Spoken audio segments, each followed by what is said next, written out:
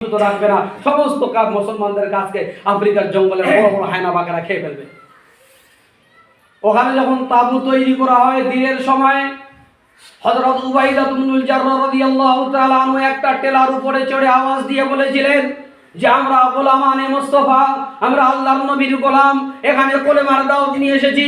এখানে মুসলমানদের প্রতি অত্যাচার করা হয়, সেই মুসলমানদেরকে নিরাপত্তা দেওয়ার জন্য আমরা এখানে একটা তাবু গাড়তে এসেছি, এখানে একটি ঘাঁটি তৈরি করব। তাই আমরা তোমাদের জঙ্গলের বাঘদেরকে বলছি, সিংহ হায়না সাপ বিচ্ছু যা আছে তোমরা নিজের নিজের জায়গায় এখান থেকে ত্যাগ করে অন্য জায়গায় চলে যাও, আজকে আমরা এখানে রাত যাপন করব। আবু উবাইদা ইবনুল জাররাহ এই কথা শোনার পরে সাপের রাস্তায়, বাঘের রাস্তায় যেই বাচ্চাগুলোকে নিয়ে যেতে পারে না, সেই বাচ্চাগুলোকে মুখে করে টেনে এইভাবে করে কামড়ে ধরে এখান থেকে নিয়ে যায়। ওই দিক দিয়ে কাফেররা মনে করছে মুসলমানদেরকে শেষ করেছে। ওরা বলছে তোমরা কিসের আনন্দ উৎসব নাচ গান করছো, মুসলমানরা শেষ হয়নি। মুসলমানদের জন্য তারা আজ জঙ্গল খালি করে দিয়েছে, তারা দেশ জঙ্গল ছেড়ে চলে যাচ্ছে। যে আমরাও একটু দেখবো। এসে দেখছে কি যে সমস্ত বাঘেরা বাচ্চাগুলোকে মুখে নিয়ে চলে যাচ্ছে, সিংহরা নিজের দল বেঁধে তারা মানে জঙ্গল ছেড়ে চলে যাচ্ছে, সাপেরা নিজের লাইন ধরে চলে যাচ্ছে। এই হলো কোরআন। যখন কোরআন সিনায় থাকবে, এই কোরআন রাস্তা তৈরি করে দিবে। কোরআনকে রাস্তা তৈরি করতে হয় না, সমুদ্রের রাস্তা বানাতে হয় না। কোরআনও একটি মানুষের জন্য সমুদ্র। কোরআন যখন দিলে রাখবে, মানুষ ভালোবাসবে, এর জন্য তাকে রাস্তা তৈরি করতে হবে না। আমাকে বলেন কোটা আউলামায়ে কেরাম, কোটা হাক্কানি হাফেজ, কোটা হাক্কানি মৌলানা, তারা আজকে রাস্তায় চকলেট বিক্রি করে তারা কোন জায়গায় বেকার বসে আছে? কেউ বসে নাই। আল্লাহ তাবারক ওয়া তাআলা তাদের সম্মানে রুজি দিয়েছে, মুখে নুরানি চেহারা দিয়েছে, তাদের কোনো দুঃখ নাই, কষ্ট নাই। যতই সে কম টাকা পাক, তাদের মতো জীবন যাপন করতে কেউ পারবে না। আল্লাহ তাদের পকেট, যে হাতটা হলো আল্লাহর পকেটে, যার হাত আল্লাহর পকেটে আছে তার আবার অভাব কিসের? তাই আমি একটা কথা বলছি, আজ বর্তমান ছাত্রদের কাছে কোরআনের মহব্বত নাই। কোরআন কিভাবে পড়তে হবে এর ত্রুটি শুধু ছাত্রদের নয়, এদের গার্জিয়ানদের বেশি ত্রুটি। এদেরকে ঠিক বুঝাতে পারেনি, পড়াতে পারেনি। ইন্টারন্যাশনাল একটি সাবজেক্ট, কোরআন শরীফে যদি সঠিক কেউ ভালো হাফেজ হয়, ইংল্যান্ডের মাটি যদি পৌঁছে যায়, তাহলে 3 লক্ষ টাকা বেতন দেবে। আমাদের একটা শিক্ষক 22 লক্ষ টাকা বেচলো তারাবিতে, হবিবুল্লাহ সাহেব কত লাখ টাকা বেচলো, 22 লক্ষ টাকা মাইনে পেয়েছে। ওরাতে আছে কারো? কিসের ফকিরি বিদ্যাকে বলেছে? কোরআনটাকে মুখে আঁকড়ে ধরে দেখেন, আফ্রিকার জঙ্গলে রাস্তা ছেড়ে দিয়ে মানুষ এরা তো আরো তোমাদেরকে ভালোবাসবে। কিন্তু আমরা হয়ে গেছি কেচড়া, আমরা ঠিক নিতে পারছি না। এই বাংলা আর এই আরবি করতে গিয়ে কি হয়েছে, না আমরা বাংলাটা ঠিক নিতে পেরেছি, না আরবিটা নিতে পেরেছি। মাঝখানে আমরা কিছুই অর্জন করতে পারিনি, না সঠিকভাবে হাফেজ হতে পারছি, না সঠিক বাংলা হতে পারছি, না ওইদিকে না এদিকে, না ঘোড়া না গাধা, না খচ্চড় হয়েছে। হযরতে কোরআন শরীফ নয়, আমাদের একটা বই আছে যার নাম হেদায়া, ওর লেখকের নাম আল্লামা বুরহানুদ্দিন মুরগিনানি। ওর হাসিয়া টিকা লিখেছে যার নাম আব্দুল হাই লখনবী রহমতুল্লাহ। উনি বাড়িতে হাদিসের চর্চা করতেন। বলা হয় যে ভারতের 3 জায়গায় 3টে জিনিস ছিল। কোরআন ছিল এলাহাবাদে, আর ফিকহ সাবজেক্টটা ছিল লখনউতে, আর তাফসীর কোরআনের হাদিসের মানদণ্ড ছিল দেওবন্দে, আজও আছে। তো লখনউতে আব্দুল হাই লখনবী রহমতুল্লাহ আলাইহি বাড়িতে ইলমের চর্চা করতেন সবসময়। ওনার বাড়িতে খাদিম ছিল, ছেলেগুলো পড়াশোনা করতো, আর উনি বসে থাকতেন বাইরে বারান্দায়, উনিও পড়তেন। খাদিম আছে, পানি লাগলে পানি দেবে, খাবার লাগবে, গরম লাগলে তার ব্যবস্থা করবে, ঠান্ডা লাগলে তার ব্যবস্থা করবে, বাঁকা করবে। কিন্তু হাদিস আর কোরআনের চর্চা হতো বাড়িতে। তো ছেলে পড়তে বলেছে, পড়তে পালা রাসূলুল্লাহ সাল্লাল্লাহু আলাইহি ওয়াসাল্লাম বলে পানি চেয়েছে, পড়ছি। তো সঙ্গে সঙ্গে পানি আনতে গেছে। ওর আব্বু বলছে কি ব্যাপার, কি হলো? বলছে আপনার ছেলে পানি পান করবে। ও কোরআন হাদিস বিশ্লেষণ করতে পিপাসা লেগেছে, ও বুঝতে পেরে গেছে। ও তার কি পড়াশোনা করছে, আমার বাড়ি থেকে ইলিম উঠে গেল, শেষ হয়ে গেল, আমার বাড়িতে ইলিম চর্চা হইল না। এই পড়তে পড়তে পিপাসা লেগে গেছে, ডাকলো খাদিমটাকে, 1 গ্লাস পানির জায়গায় কেরাসিন তেল ভরে দিয়েছে, যাও এটা দাও। ছেলেটা পড়ছে কিন্তু ঢকঢক করে পুরো গ্লাসের মানে গ্লাসটা খেয়ে ফেলেছে, পানি মানে পড়ছে। বলছে কী খবর? বলে কোনো খবর নেই। বুঝতে পারছি যে আলহামদুলিল্লাহ আমার বাড়ি থেকে ইলিম উঠেনি, আমার ছেলেকে অতিরিক্ত পিপাসা লেগেছে, ওই জন্য পানি বলে ফেলেছে, কিন্তু ও যে মনোযোগ সহকারে পড়েছে, কেরাসিন তেল খেয়ে ফেলেছে, তাও বুঝতে পারেনি পড়ার মনোযোগ। আরও শুনবে একটা কথা, হজরতে আল্লামা ইমাম মুসলিম রহমতুল্লাহ, তিনি আমাদের বুখারী পড়ে দিয়েছেন। উনি এবার মুতালা করছিলেন রাতের বেলায়, পড়ছেন, মুতালা মানে পড়ছেন আর কি, স্টাডি করছেন, মুতালা মানে স্টাডি। একটা খেজুরের বস্তা রাখা ছিল পিছনে, এটা খুব বলে মাদ্রাসায় আমাদের শিক্ষকরা। উনি পড়ছেন, এই দিদি খেজুর নিচ্ছেন আর খাচ্ছেন, পড়ছেন, খেজুর নিচ্ছেন আর খাচ্ছেন, খেজুর নিচ্ছেন আর খাচ্ছেন, খেজুর নিচ্ছেন আর খাচ্ছেন। এভাবে করে লাস্টে আবার হাত দিতে গেছে, একটা খেজুরও নেই। উনি তখন ভাবলেন যে এখানে এক বস্তা খেজুর রাখা ছিল, আমি কি সব খেয়ে ফেললাম? এত মনোযোগ সহকারে পড়ছে যে এক বস্তা খেজুর খেয়ে ফেলে উনি বুঝতেই পারেননি, সঙ্গে সঙ্গে ওখানে ইন্তেকাল করেন। যে ইমাম বুখারীর মওতের ঘটনা, ইমামে মুসলিম বললাম, ইমামে মুসলিম রহমতুল্লাহ আলাইহি এইভাবে তিনি সাবজেক্টকে অধ্যয়ন করতেন। ইমামে মালিক রহমতুল্লাহ আলাইহি, ইমামে মালিক না ইমামে কে যেন ছিলেন, উনি পড়ছেন আর একটু করে নড়ছেন মাঝে মাঝে, কীভাবে নড়ছেন? শিক্ষক ডেটে দিলেন, হ্যাঁ তুমি কীভাবে পড়ছো, পড়তে পড়তে তুমি এত নড়াচড়া করছো? বলছে হুজুর আমি আপনার হাদিস মনোযোগ সহকারে শুনছি, আমি একটু নড়ছিলাম কেন, হয়তো আমার পিঠে কিছু ঢুকেছে মনে হয়। কাপড়টা তুলে দেখলো যে কি একটা কেকড়া বিছে, যে কেকড়া বিছে মানুষকে কামড়ে মনে হয় ও হচ্ছে কীভাবে যে ছটফট করে সেটা বুঝাতে পারবো, যাকে কামড়েছে সে বলতে পারবে। 17 জায়গায় দংশন করেছে। ইমামে বুখারী নয়, ইমামে মুহাম্মদ নাইল, ইমামে শাফিঈ রহমাতুল্লাহ আলাইহি 17 জায়গায় দংশন করেছে।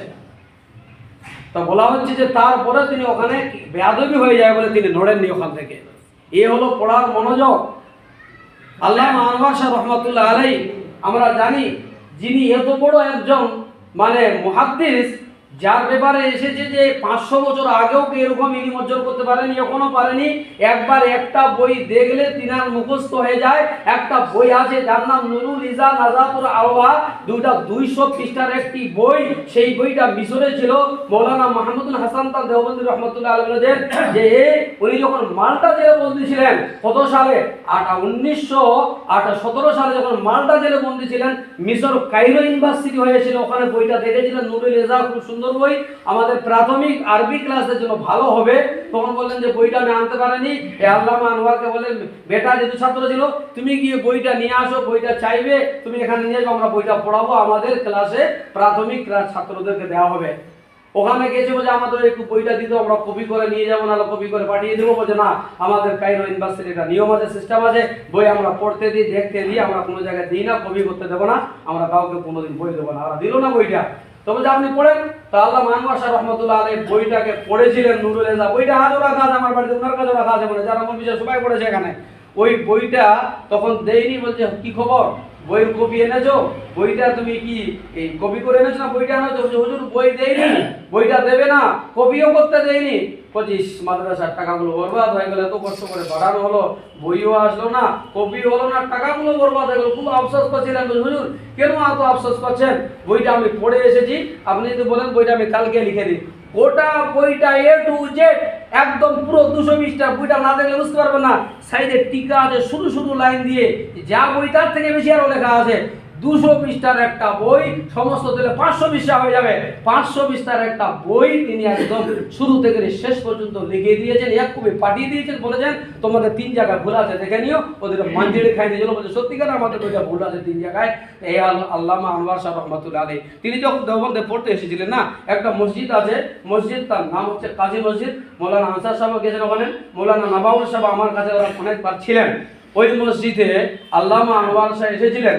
ওনার ব্যাপারে লেখা হয়েছে একটা বড় প্রোগ্রাম হচ্ছে আর কি, ওই ওই মসজিদে, কাজী মসজিদে খাসির বিরিয়ানি হবে আর কি। খাসির বিরিয়ানিতে সমস্ত মানুষের দাওয়াত আছে, ওনার ভাই আজহার শাহ আছে। 800 লোকের খাবার ব্যবস্থা হয়েছে, খেতে বসেছে। তখন আল্লামা আনোয়ার শাহ ওনার ভাই আজহার শাহকে বলছে যে আজহার, কিছু ইলম অর্জন করে নাও।